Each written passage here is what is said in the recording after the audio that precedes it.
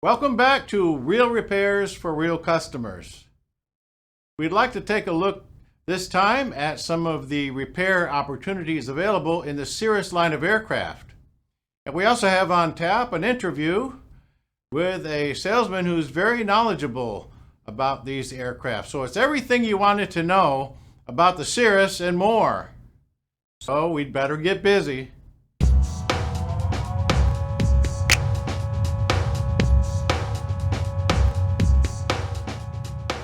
It's not necessarily easy to get in one of these, and so on getting in or getting out, you might cause a little damage here on this panel.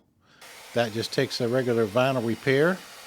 Also in the panel in the back, maybe you've thrown in some golf clubs or something, and there's that Bpillar panel, if you will. We had some damages on that. We're getting them the best that we can. And if we can repair them under the strong light, then when we take the light away, we should be looking pretty good, and the customer was indeed happy with this. Now, on some of the earlier generation, there was the plastic surrounds on the instrument cluster, and we see paint peeling there. Now, we don't know whether this was poor preparation, poor paint, or just simply age and expansion and contraction with the heat and cold. But it does tell us, if we read the surface, that we need to pay particular attention to preparation for adhesion and also a color that's durable but also flexible to a degree. Now, this will require considerable masking, of course, because we want to be extra safe around these gauges. And I have found that taking pains to get your color exact saves you a lot of time. If the color isn't exact, then you're in effect changing color. And if you're going to change the color, you need about 3 coats on every square inch of the panel. But if you have the exact color, then you just have to blend in the spots after you feathered them. So, proper preparation and plastic coater are the answers. Now, on this 2008 model, we have the same panels to contend with, but a different problem. Here we have sticky panels.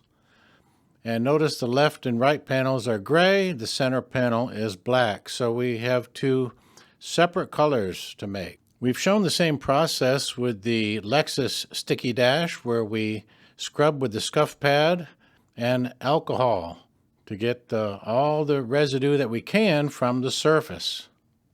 This is my 3rd month in recovery from my operation, and they called me and said, "Can you do this? We need it to go out the next day." So I got out of bed for this one.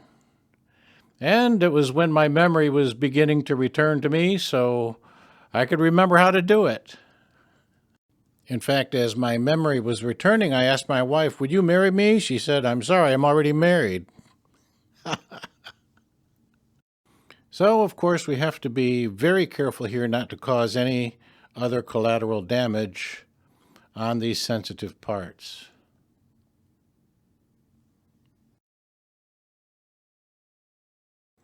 We're going to paint the gray panels first. So, a lot of masking and contorting in this confined space. Now, of course, we're going to spray using our plastic coater. This will give us a more hard shell finish that we can sand on, because we certainly can't sand on the sticky, gummy surface. And we can put on as many coats as is necessary, sanding between coats until we get the nice, smooth, original factory finish. You can see how the small touch-up HVLP gun works so well in this kind of tight quarters.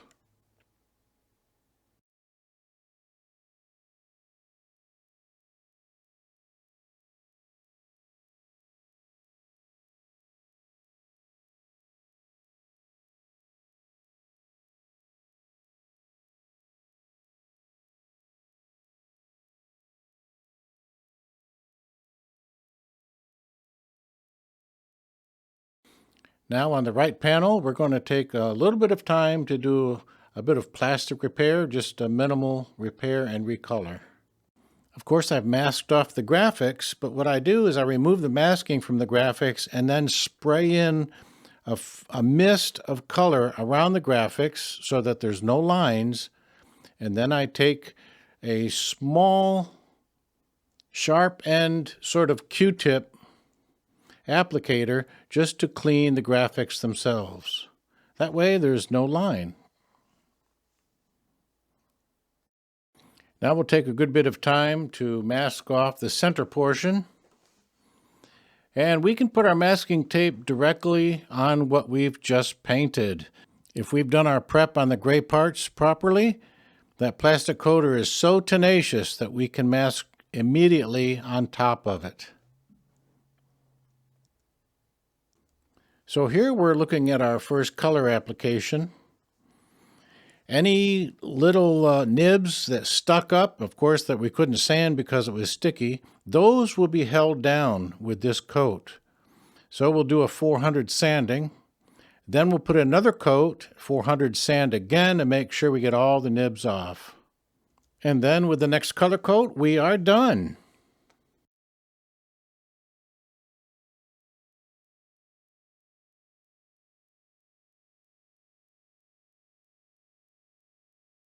And now, from a few years ago, here's an interview with Brian Wood.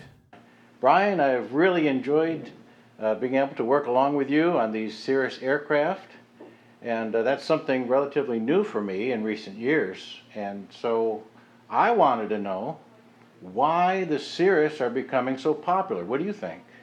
Well, Cirrus is the #1 selling plane in the world for the last several years. Oh, okay. And partially because it has its own parachute system, the CAPS, Cirrus Airframe Parachute System, CAPS they call it.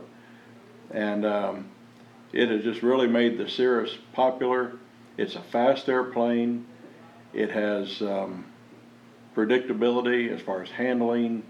It's very forgiving. It's very straightforward, no surprises. Handles great. It's a roomy airplane inside. It has really on the SR-22s, the newer models have 5-place seating instead of 4-place. But for a single engine, 310 horsepower SR-22, it's a nice all-weather plane, has all-weather capabilities, and a lot of business travelers use that used to use a twin-engine plane instead of the redundancy of a second engine. If some catastrophic failure happens, they have the parachute system that just lowers them down to the ground, which has saved, I think they're up to over 400 saves now by the parachute system. Wow. On the Cirrus. I had no idea it was so many. And but yeah, it's a great plane, straightforward, and we've enjoyed being a Cirrus service center here. Also, we do everything from basic small maintenance items to complete overhauls and you know, annual inspections and things like that. Okay. Oh, wow. So it's probably popular because it's priced right too, is that right? Yeah, it's competitive in the marketplace price-wise, but there's really nothing else that touches it capabilities-wise either. Okay. So it's got its own little part in the market. Its own niche in the marketplace. Nice. Do you enjoy flying it? I love flying the Cirrus. Yeah. Okay. Like I said, it's a very straightforward plane with no surprises, and it's fast. It'll get you where you're going quick. So when did you start selling it? I've been selling for Eagle Aviation here for almost 3 years now. Okay. But I've been flying since I was a teenager, and I've been in the aircraft buying and selling business for the last 25 years. And just in the last 3 years, got hooked up with Eagle Aviation here, and that's where I really got acquainted with the Cirrus line.